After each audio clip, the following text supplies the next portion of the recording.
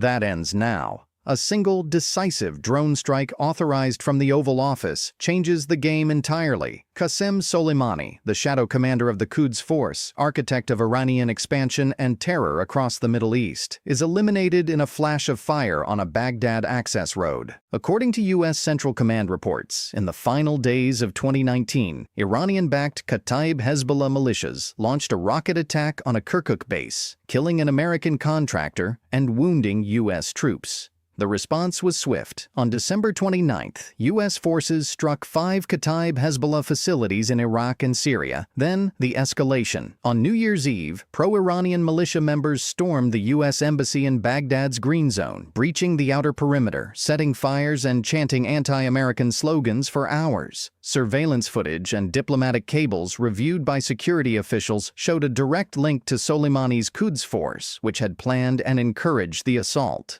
This wasn't just another skirmish. This was a direct, brazen attack on a sovereign U.S. diplomatic compound. The intelligence, as later briefed to Congress by the Pentagon, was crystal clear and imminent. Soleimani was actively plotting further attacks that would endanger hundreds of American lives. The trigger was pulled.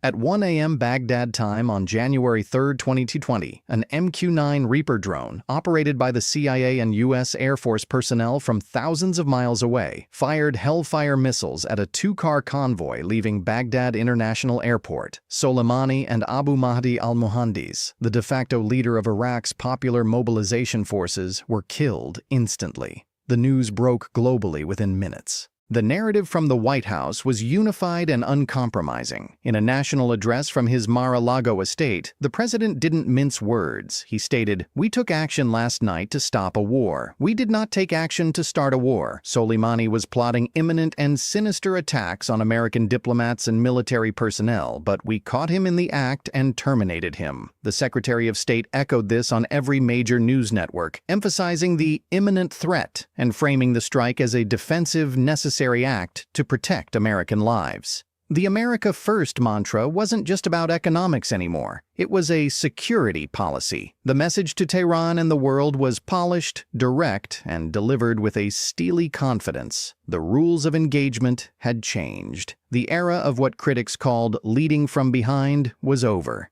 Here was a president willing to make the call everyone else had hesitated to make for decades. The political and media landscape erupted. Fox News segments hailed a masterstroke, a restoration of deterrence. But while the administration was busy selling its flawless victory narrative on the main stage, a completely different, far messier story was unfolding in the shadows, and it all revolved around one man, Defense Secretary Pete Hegseth. This wasn't about a missile strike anymore. This was about a digital paper trail so reckless it would make your average corporate leaker look like a CIA spook. The polished, steely confidence of the public messaging was about to meet its chaotic signal messaging counterpart. The scandal broke not with a bang, but with a series of encrypted drips. Investigative reporters at the Washington Chronicle got their hands on a trove of leaked signal messages. And we're not talking about idle gossip. These were detailed, time-stamped conversations between Secretary Hegseth and a small, unauthorized group of journalists, a private press pool operating far outside the Pentagon's official briefing room. The topic? The very Yemen strike plan the public was just learning about. The timeline was damning. Messages showed Hegseth discussing potential target lists, operational timelines, and even political blowback scenarios days before the operation was finalized and presented to the full National Security Council. In one chilling exchange, he reportedly mused about which Houthi commander's elimination would play best domestically, framing a military decision with the cold calculus of a political strategist. This wasn't just a leak, it was a real-time, behind-the-scenes commentary track to a potential act of war. The analysis from national security experts was brutal. This was a catastrophic breach of operational security. Discussing active strike plans on a commercial messaging app, even an encrypted one, opened a window for adversaries. It violated the chain of command, sidelining the Joint Chiefs and the intelligence community. It was, in the words of a retired four-star general on CNN, a POV of one man's ego, broadcast to his favorite reporters, with the nation's security as the backdrop. The contrast couldn't be starker. A public facade of unified, decisive action versus a private reality of freelancing and information anarchy. And then came the second layer of the scandal, the content of those group chats. The tone wasn't that of a sober cabinet official. Reporters described it as clubby, sarcastic, and dripping with contempt for other administration figures. Hegth allegedly mocked the Secretary of State's diplomatic niceties, dismissed concerns from the White House counsel as lawyer Karen stuff, and gaslit reporters who pushed back on his rosy assessments by accusing them of parroting deep state talking points.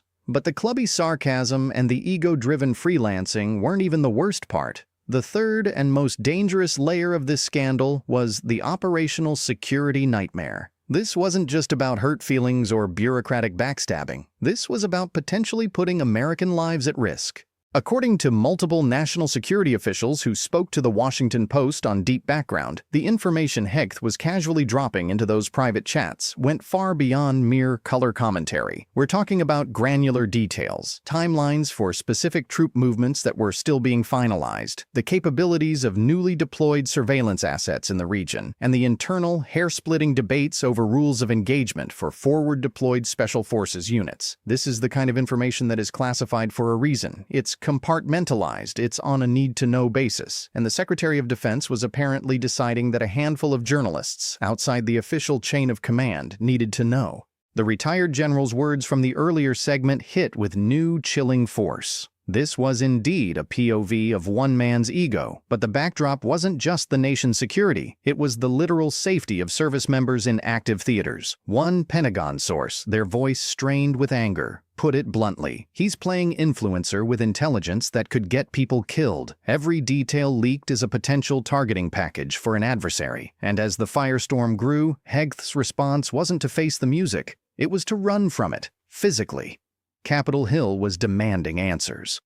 The Senate Armed Services Committee, chaired by a member of the president's own party, issued a formal subpoena for Hegth to testify. His response? A wall of legal obfuscation and then, when cornered by the press, pure evasion. The scene outside the Pentagon's river entrance became a viral meme for all the wrong reasons. Hegth, spotted by a scrum of reporters, didn't pause, didn't offer a no comment. He did a literal, almost comical 180-degree pivot. Camera phones caught it all. The Secretary of Defense, in his crisp suit, spinning on his heel and power-walking back into the building's bowels, his security detail scrambling to keep up, leaving the shouted questions, "Mr. Secretary, about the leaked timelines, did you compromise troop safety?" echoing in the empty space where he'd just been. It was a visual metaphor so perfect it felt scripted. The nation's top defense official, in full retreat from the free press. Then came the Capitol Hill duck. On the day of his scheduled closed-door briefing with the House Intelligence Committee, Hegth sent his deputy. The reason cited was urgent, unforeseen operational demands. So here's the POV. You're the most powerful nation on Earth. Your foreign policy under the previous administration was a clenched fist, predictable, respected, and feared. No new wars. Enemies kept in check. Allies, though sometimes grumbling, knew where they stood. The world stage was a chessboard, and America, for all its domestic chaos, was still the player moving the pieces. Now, cut to the interior, the back rooms, the secure facilities, and what do you find? Not strength, but a stunning, deliberate vulnerability, a betrayal baked into the system by the very people entrusted to protect it. While the Trump doctrine projected an image of unshakable resolve, a faction within its own security apparatus was allegedly working to undermine it from within. The leaked timelines, the operational details. This wasn't a hack by some foreign spy in a trench coat. This was a potential inside job, a political sabotage play disguised as a bureaucratic oopsie. Let's be brutally direct. This is the ultimate gaslighting. They tell you the previous administration was chaotic, that its foreign policy was reckless. Then, evidence emerges suggesting that the chaos and the recklessness might have been manufactured, or at least amplified, by internal actors playing a dangerous game. The contrast couldn't be more stark or more damning. On one hand, a record of tangible results. No new forever wars, the Abraham Accords, a moved embassy, a decimated ISIS caliphate, a North Korea that stayed in its box, a foreign policy that, love it or hate it, was executed from a position of perceived strength. On the other hand, the shadow war, the alleged leaks, the ducked hearings, the literal spin and run from the press, a Secretary of Defense who, when faced with the heat, chose the full retreat. That's your metaphor, served on a silver platter, the strong face to the world, the weak spine at home. This isn't just about politics. It's about the fundamental contract of national security. Troops, agents, assets in the field, their safety isn't a partisan bargaining chip. It's the bedrock. If the timelines of their movements were compromised, if their exit strategies were broadcast on a clandestine wire, that's not a scandal. That's a potential war crime against your own people. And for what? To score points in a DC news cycle? To make a former president look bad? The calculus here is so grotesque it defies belief. Which brings us to the final unavoidable demand. Accountability. Real accountability. Not a resigned sigh and a "mistakes were made" press conference in the Rose Garden. This can't end with a few mid-level fall guys taking early retirement with full pensions. The questions lead to the top.